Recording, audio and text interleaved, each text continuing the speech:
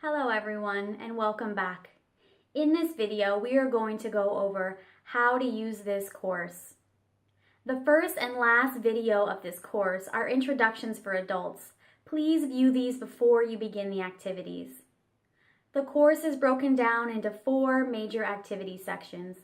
These activities are meant to be done alongside your child or group of children.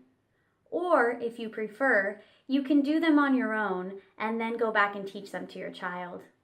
Activities 1 and 4 have supply list videos that need to be viewed before you plan on completing the activity itself.